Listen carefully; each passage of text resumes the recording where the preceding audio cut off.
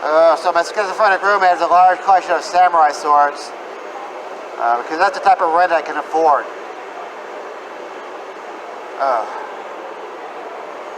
So my neighborhood is going through the opposite of gentrification. It's going through retrification. It's the opposite. It's retrifying. College graduates are moving into my neighborhood and dying of heroin overdoses. It's horrible. We had a college graduate die right next to us. He was in a garage. He went to his garage with his friends and he did heroin with them and he overdosed. So his friends wrapped him with like plastic wrap and stuck him in a closet. And we didn't know about it until the next day when we smelled it.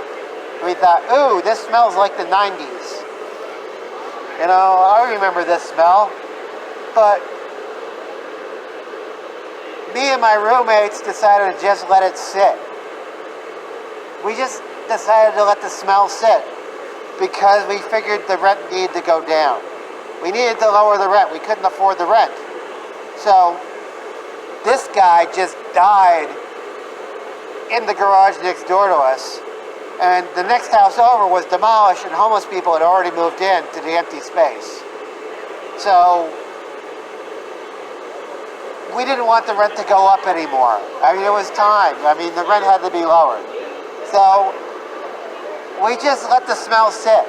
And for 2 more days, no one discovered this guy. Like, no one discovered the roommate of this, whoever this guy next door was in the garage. So the smell just hung over the neighborhood. Like, I could walk all the way to the AM PM on the corner where there was traffic, and I could still smell it. Like, it was in the buildings. And nobody had called. Nobody called. Nobody wanted to knock out the dead. Everyone was on the same plan. We all wanted to lower rent.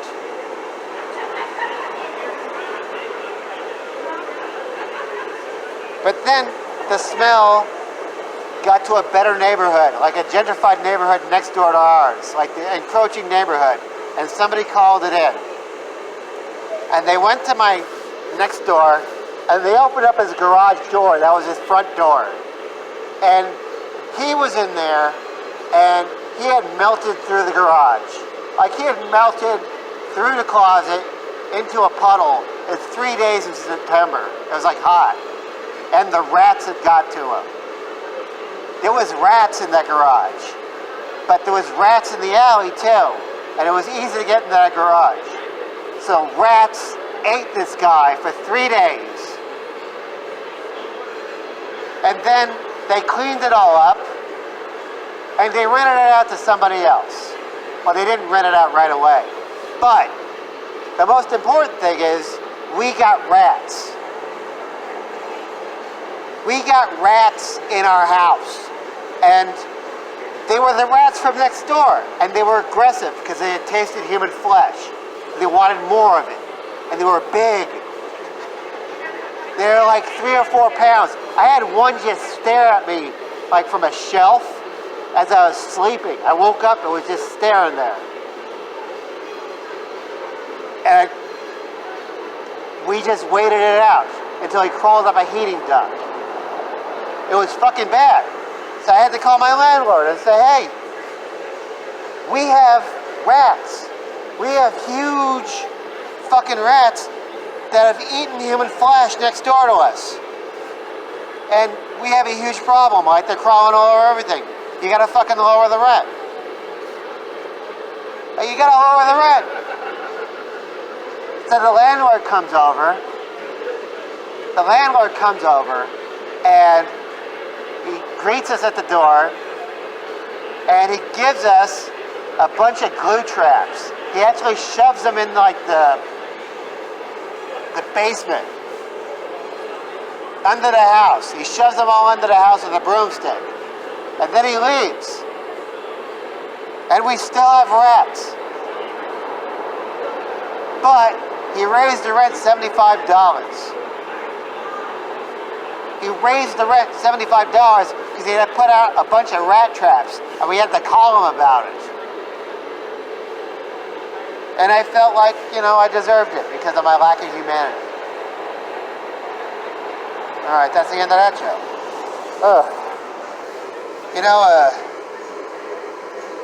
People say the hardest thing about being the Illuminati is pretending you're not at the meetings. But it's not true.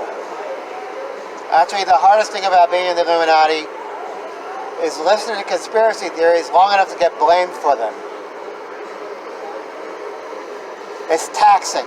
You really have to listen, but not really listen. You just have to get some of the details, and then you just pass them along. I've been trying to get people to think that smoking bed bugs will get you high if you're a junkie and you have bed bugs, because there's a lot of junkies with bed bugs, and I figure they run out of heroin, they'll start smoking bed bugs, and maybe they'll clean up their own shit. That's a rumor I want to spread. I also want to make a product that is an athlete's foot medication that has nicotine in it, because it's fucking horrible that you have to use athlete's foot medication for 2 weeks to get rid of it. You have to keep using it for 2 weeks. Nobody with athlete's foot has that kind of work ethic. We just put nicotine in the athlete's foot medication. That way all the people that used to smoke can get addicted to having clean feet. Alright. What were we talking about? Oh yeah. But actually, there's a conspiracy theory going around that they're putting Disneyland and Star Wars in the same park so that more kids will choke themselves in closets. That's a conspiracy theory that's going on right now. It's been going on for the last 3 months because Disneyland and Star Wars are in the same park. And a lot of people that are into Star Wars are into choking because of Jabba the Hutt. They got imprinted early. All of these people got imprinted by Jabba the Hutt because they're huge Star Wars fans. And everyone knows, if they were a nerd, that there's no way that Jabba the Hutt could have died that way. There's absolutely no way. Because Princess Leia, weighs 100 pounds. Princess Leia weighs 100 pounds. In her Jane Fonda thighs and her pink gold bikini thing going on, that Egyptian thing. She was just strangling Jabba the Hutt, right? Strangling him with a chain. And she weighs 100 pounds. And Jabba the Hutt is the size of a killer whale.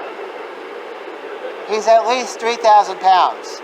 And inertia exists in science fiction. Inertia is a term that exists in science fiction. It probably exists in the Star Wars universe. All Jabba the Hutt has to do is duck a shoulder in that scene. She's straining at the leash with the chain. All Jabba the Hutt has to do is roll over, a quarter turn. And Princess Leia flies 20 feet because of inertia. It exists all over the place. And Jabba the Hutt is a gangster. He knows how to fight. He eats live frog things. That's gangster. He's probably so gangster he thought getting strangled by a pretty woman was a great way to go out. That's probably the best way a gangster Hutt can go out. It's that's it. That's what he wants. That's a tradition. That's what I aim for. That's why I'm so shitty to everyone. I've just been waiting for this moment where I'm going to get strangled by this hot Egyptian-clad gold lame bikini thing with the Force. She's got the Force and everything. And his trachea has to be wafer thin. It just has to be a big donut. He has to have a trachea of a tree. It's just nothing but bark, and she just strangles him. He dies that way. His eyes rolling around. his eyes rolling around, his tongue hanging out. He had to be into it. He totally had to be into it. And it changes the whole scene, you know? Because all the while you think it's all violent because his tail's all flipping out. Like Jabba the Hutt's tail's all flipping out. Like, what if that's not a tail? What if that's not a tail? What if that's just, you know, it seems like it. And what's with that thing hanging all over Jabba the Hutt's, you know, tail? What's that thing with, on C-3PO with his, like, clinging to his chest and he's got C-3PO has his eye hanging out. And this thing's clinging to his chest. Considering all the scene already, like the underlying theme, and what does that imply in this kids movie? This kids movie that they altered to like make more kid friendly. What does that imply? Still implies skull fucking. Still implies skull fucking in both the original and the revised edition. But you know, for like humorous effect. I don't know. I think that's why kids wear Star Wars t-shirts these days. I think that's why. I mean, I was like 13 when they did the first one. I understood. But you know, these kids see the kid-friendly version, and they got a bunch of dancing monsters in there. Parents drag them to it when they're like 5 or 6. Hey, let's see Return of the Jedi. Now they're all perverted. Ugh. You should see them. Millennials, you know? Millennials. Some people think millennials aren't going to have nostalgia, but I think they will. It's just going to be memories of telling people how great the future is going to be, right? Oh, man. I don't think millennials do drugs. I think they just get high on marketing campaigns and cutting each other's coke. Speaking of which, what's the worst thing about doing cocaine in a bathroom? This is very traditional for comics. Actually, the worst thing about doing cocaine in a bathroom is not seeing your kids on the weekend. Alright. Oh, God. I can end with that, but I won't. I'm kind of a businessman. I'm a life coach. I'm a life coach, because anyone can be a life coach. I charge $60 an hour because people are desperate and need to be disappointed. They can overcome anything. Sometimes I tell them, hey, the only thing worse than failure is listening to someone tell you how to be better at it, and then to give me money. It's very essential to the process, you know, of learning cynicism. Anyways, I have a patio too. It's a slotted light that really makes you a life coach. Like, it makes you thinner and everything. It makes you more worldly. You have to read all the information in the brochures too in it. It's brainwashing. I know how to make $60 an hour. Anyways, let me give you some free advice before I go. Free advice. It's good advice.